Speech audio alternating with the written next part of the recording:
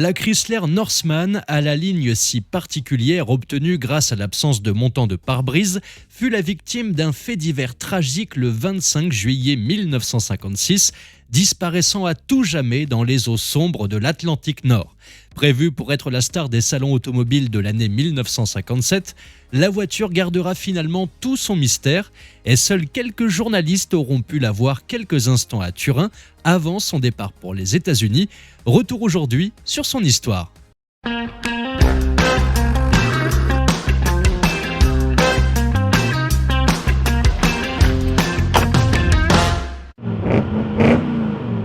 Bonjour à tous et bienvenue pour cette nouvelle vidéo. Alors aujourd'hui, exceptionnellement, j'aurai très peu d'images d'archives à vous montrer de la voiture dont nous allons parler. Pour la simple et bonne raison, vous l'aurez compris, c'est que la Chrysler Norseman, très peu de personnes l'ont vue en vrai, et donc automatiquement il y a très peu de photos, et les vidéos n'en parlons pas puisqu'il n'y en a pas du tout.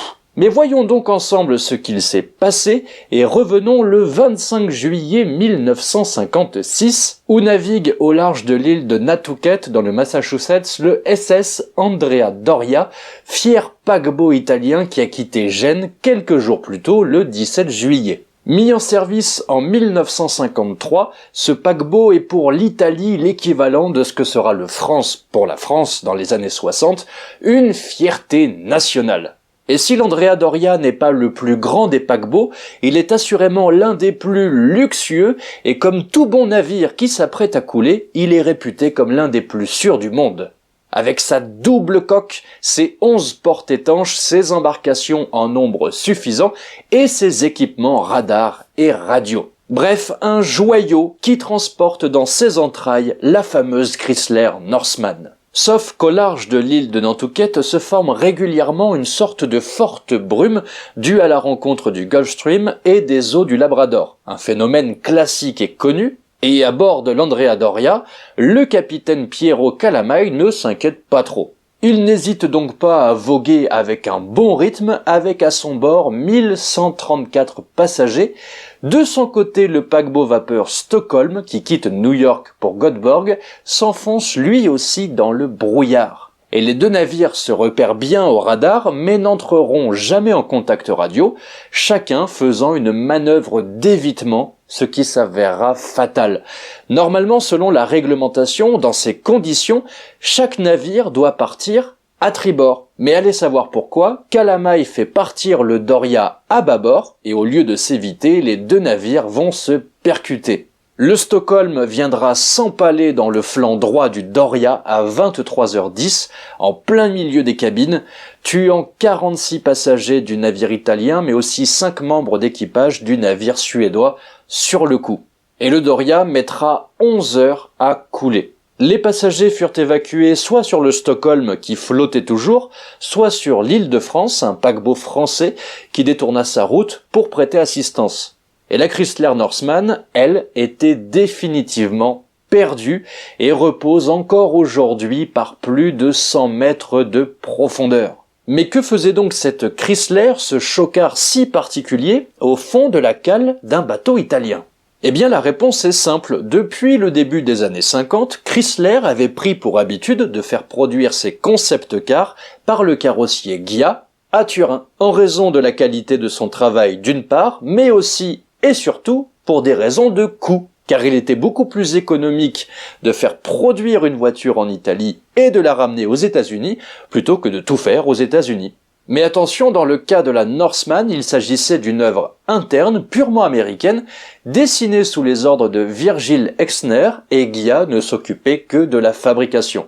Mais quelle était donc la particularité de la Norseman ? Outre son côté imposant de grand coupé 4 places avec un long capot cachant un bon gros V8 5 litres 4 développant 235 chevaux avec une boîte automatique à 2 vitesses et son intérieur particulièrement luxueux, la Norseman offrait aux rares yeux qui l'auront vue en vrai une ligne pourtant légère et aérienne grâce à un toit entre guillemets flottant sans montant de pare-brise, le fameux pilier A. Par contre, à la place, on avait un imposant pilier B supportant tout le toit, ainsi qu'un pare-brise et des vitres renforcées, fabriquées par l'équipementier PPG. Les panneaux de carrosserie étaient pour certains réalisés en aluminium pour plus de légèreté.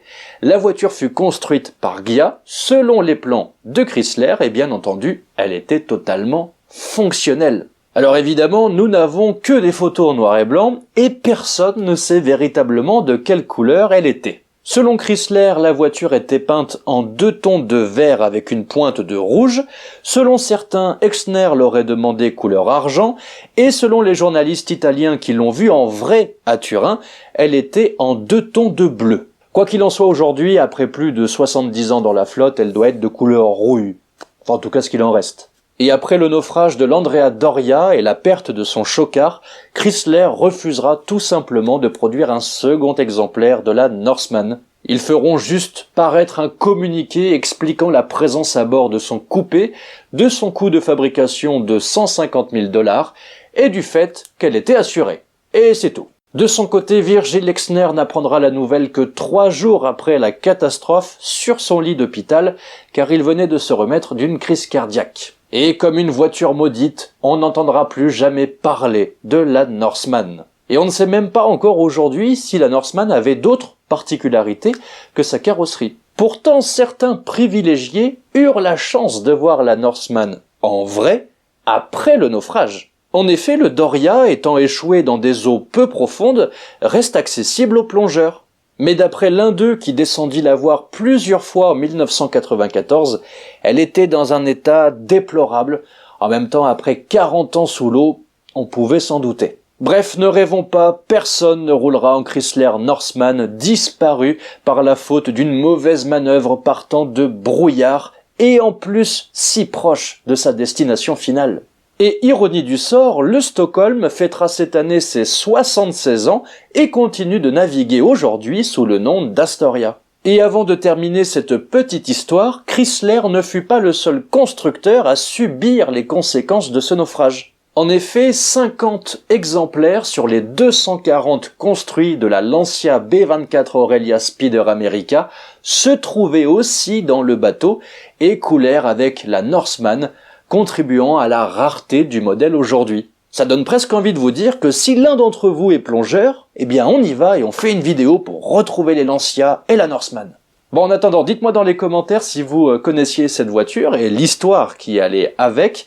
N'oubliez pas de vous abonner si ce n'est pas déjà fait. D'ailleurs, je pense que nous sommes pas loin des 40 000 abonnés.